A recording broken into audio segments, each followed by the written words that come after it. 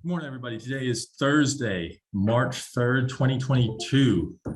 It was a good day in the markets yesterday, kind of rebounding from the tough day the day before.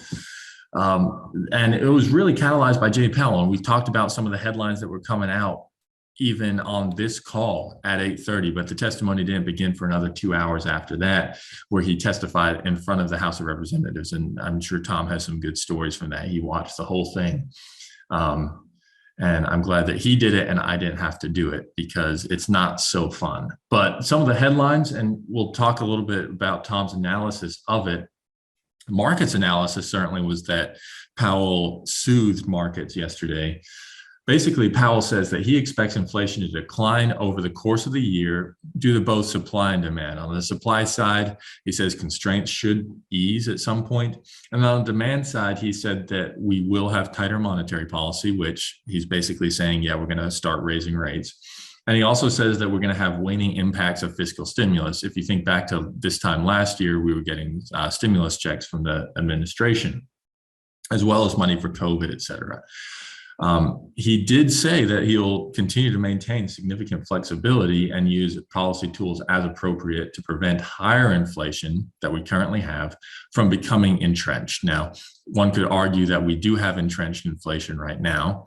I think he would say that it's not fully entrenched yet. And so there's definitely a continuum there. And I think he'd probably be more on the transitory than the entrenched, but he has shifted in recent months. He says the labor market is extremely tight, and he does expect one 25 basis point rate hike coming at the meeting in 2 weeks. So, Tom, the market viewed this as what they call dovish, as a benefit to markets because he's there saying we're not going to try to kill asset prices.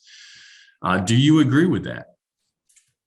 Yeah, I think that there was a fair amount of talk that, and even remarkably, the members of the House that were questioning him, they usually have no idea what they're talking about, but they did question the fact that can the Fed really raise rates, and is that going to do anything to affect the things that are causing the inflation, which is essentially the supply chain issues. And Jay Powell was pretty adamant that they could affect change, but it's not going to be as quick as people think, and that the supply chain unraveling is probably going to be the quickest path to lowered inflation. But what he did commit to is definitely one rate hike, and that is going to come up in 2 weeks.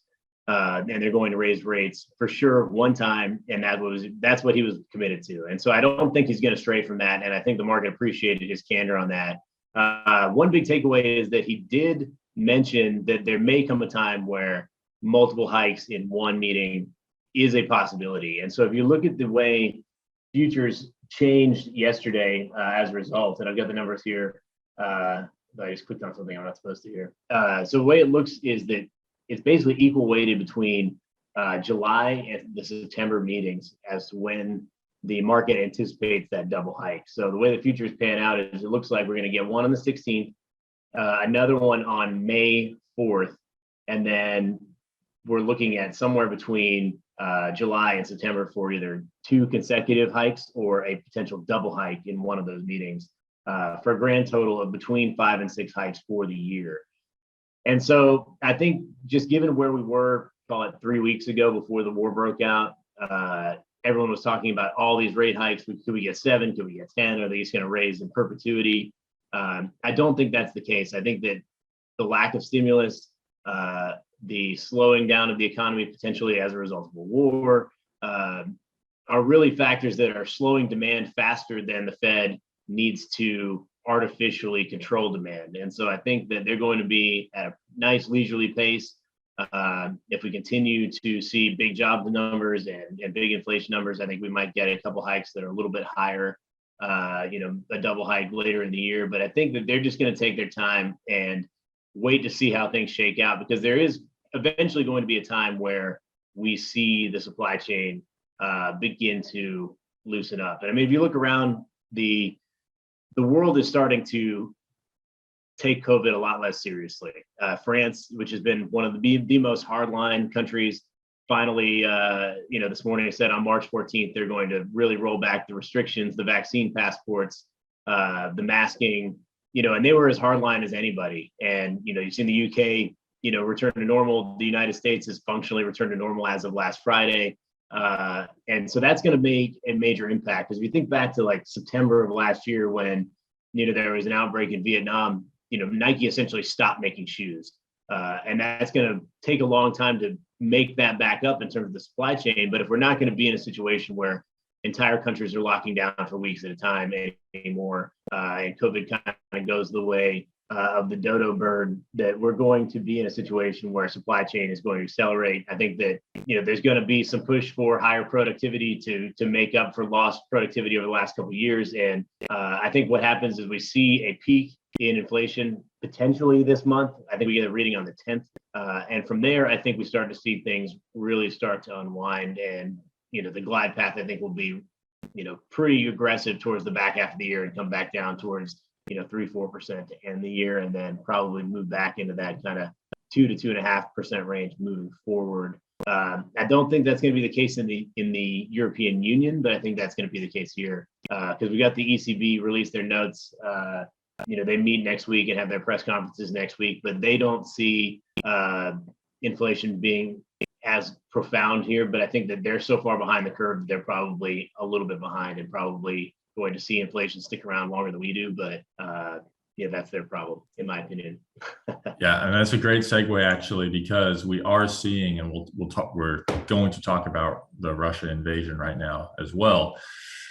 But we are seeing comments out of Germany that things are starting to hurt in Germany. We've talked about the malaise that Russia is having, but as a result of these sanctions, but Germany is already starting to feel the pain. Headlines crossing today, the German economy minister has been talking. He said that sanctions on Russia are having an impact on the German economy. They're talking about gas prices are up 100% more than before the Russian invasion. They say then the German economy minister admits that Germany is dependent on Russian gas. And I think that this is going to be significant as we contemplate additional sanctions on Russia, because these impacts are already hurting European allies. And this has only been going on for a week. And so to the extent that we can keep up these sanctions, it's really becoming a war of attrition where and we're trying to wait out this Russian invasion with these sanctions, but it's definitely having an impact here in the United States with gasoline prices, but natural gas prices in Europe and Germany, who really rely on Russian gas. It's tough times for those manufacturers. So as we look at the status of the war, Kherson, which is in the south, is now firmly in Russian hands. We talked about that yesterday. There were some conflicting reports, although we were fairly confident that Kherson had fallen to Russia.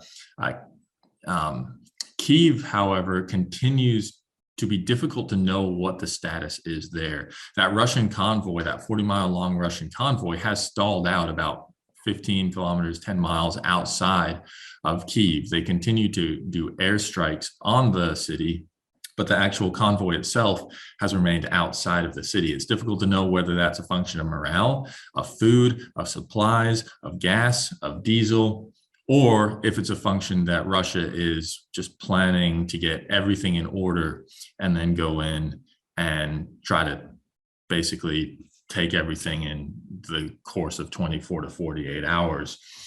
So that's the big question mark right now. Russia, for its part, says that they will keep going until the mission is complete. Ukraine's continuing to hunker down and even launch counterattacks right now. So things are still, it's a very hot war over there. However, at the same time, Russia and Ukraine delegations are negotiating as we speak.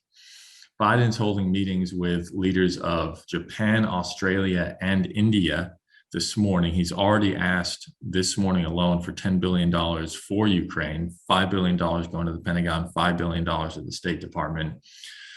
Incidentally, in that package, he also asked for $22 billion for COVID, including new COVID testing, antiviral treatments, et cetera. But $10 billion going to the war.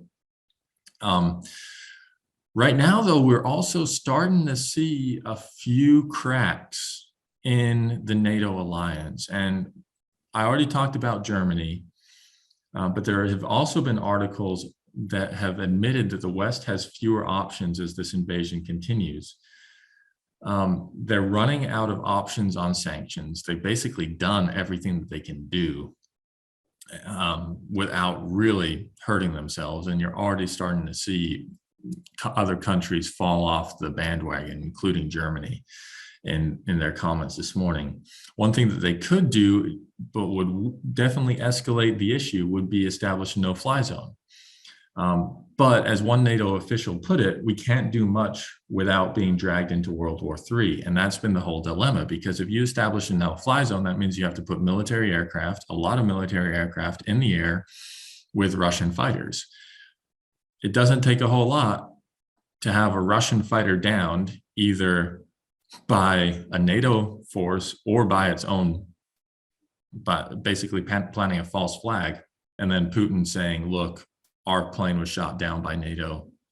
This is World War III. And NATO does not want to enter that.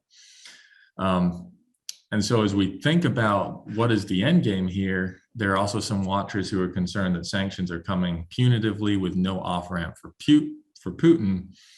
And as one Democrat, a political science professor at Temple put it, if you want to use these sanctions as a tool to get him to do something, you have to tell him what to do, even if you don't think he's going to do it. So basically, with these sanctions, Putin needs an off-ramp, because right now he's just increasingly being backed into a corner. So things have become simultaneously more tense and at the same time less dynamic. So we're kind of in this phase where the water is heating. It's not boiled and it still looks like water, but it's getting hotter and hotter and hotter. And at some point, that water does start to boil. And the question is, can we cool it off before it starts to boil? And that's the big dilemma that NATO is facing right now. We also have a story out of the New York Times saying that China knew of the invasion beforehand and actually asked Putin to wait until after the Olympics. This was the intelligence that, to the administration's credit, they had gathered for some time. And we kind of dismissed it. Why would they wait until after the Olympics? But this was actually a very credible intelligence and certainly coincided with the actual invasion of Ukraine. Want to talk a little bit about the market impact. We talked about the economic impact, especially as it relates to Europe and to Germany. But for the market impact, you have two real impacts that we're seeing this morning. The first is on mutual funds, and the second is on Russian debt and holders of Russian debt. So on the mutual fund side, a lot of emerging market indexes. So think a mutual fund that invests in emerging markets or developing markets, they have investments in Russia. Now, what happens if the Russian stock market is locked down and you're not able to get assets out of Russia? Well, those mutual funds aren't able to sell those stocks, which basically creates a run on the mutual fund. Because if I'm an investor in a mutual fund that has Russian stocks, I want to get my money out as quickly as possible. But the mutual fund can't actually sell the stock, which is really hurting these mutual funds. So one example in this Bloomberg article was Invesco's Developing Markets Fund. 8% of its assets were in Russian stocks. Now, if you want to withdraw your money, they're going to have to basically sell more of their liquid stocks in order to fund your redemption. This is why we don't do mutual funds. And this is why we don't invest in geopolitically problematic areas, because you have jump risk, the likes of which you do not have in Western businesses, but especially in the United States. You can say that the rule of law is shaky in the United States, but it's a whole lot better than pretty much every other country in the world. And this is why we're focused on the United States, why we invest here, not just because it generates solid returns, but also because you don't have that jump risk of permanent loss, of confiscation of assets that you have in these more problematic countries. Tom, talk to us about Russia debt. We talked about this before the call and said, well, duh. But this does have consequences for people. Yeah, so both Fitch and Moody's have downgraded Russian sovereign debt to junk status. So they're now in the CCC range, which my reaction is, I mean, you think? I mean, there's no market for these, and even though functionally Russian debt to GDP levels are astronomically lower than the U.S., they're only about 13% of their GDP in debt versus us at like 133%. But the problem is they can't pay that debt. There's no market for it. No one wants to buy it. They're unable to satisfy their payments because they're cut off from the SWIFT banking system, and so basically we're forcing a technical default on Russia. They're not going to be able to pay their bonds, and that's going to hurt them severely when it comes to the fact that they've got to raise money eventually to run the economy, to run the war. And while they do have reserves, that money's being spent, right? They're in the middle of war. They're trying to run a country with no outside financial inputs from most of the world, with the exception of perhaps China.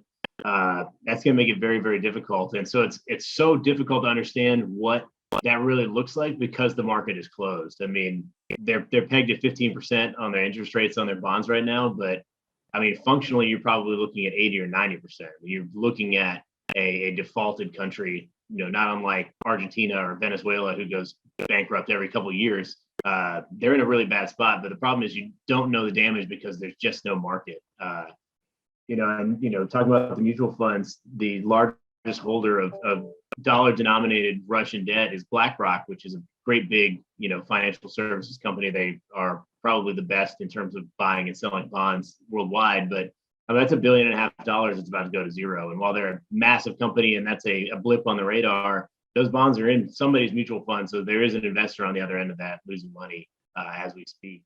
And so the longer this goes on, the longer the sanctions are in place, the more long-term economic impact on Russia. And it's devastating.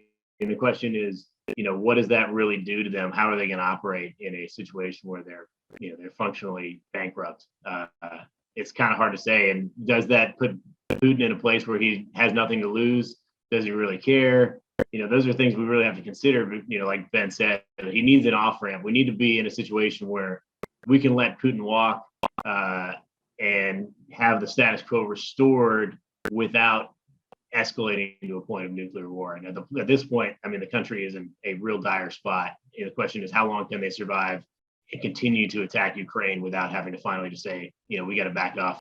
And again, I mean, we're talking about the 11th largest economy in the world. There are a lot of other countries and other sovereign wealth funds, especially if you look at Norway's sovereign wealth fund and other wealth funds that have invested in Russia, that have invested in assets in Russia, that have invested in Russian debt. And this is not just a Russia problem. There are other investors there that are having issues as well. Now, they're right now taking it on the chin because it's for the greater good. But at some point, it's not just the Russian people who are going to get upset. It's the other people who are going to get upset as well. And so that's something to continue to watch. Right now, NATO is fairly allied and doing and exhibiting pretty good unity. But we'll continue to have to watch to see if that unity is maintained. Meanwhile, here in the United States, the economy is actually doing fairly well. We had initial jobless claims today that actually came in lower than expected, which again means fewer layoffs, which is a good thing. You had Best Buy that, although they missed estimates due to staffing constraints and inventory constraints, they softened the blow with a very rosy fiscal 25 outlook, which actually is 2024. But they guided for about $55 billion in revenue at the midpoint. Wall Street was looking for $53.9 billion. So tonight we have Costco and Broadcom, and then tomorrow we have the big unemployment report for the month of February. So right now, U.S. economic data is continuing to look fairly good, despite everything that's been going on, despite the inflation, despite all of the issues in Europe. And we'll look for that economic data to see how that's maintained. So we'll continue to watch that space. We'll have it all for you tomorrow. With that, we'll let you go, and we'll see you in the morning. And again, jobs day tomorrow. So have a great day out there and stay safe.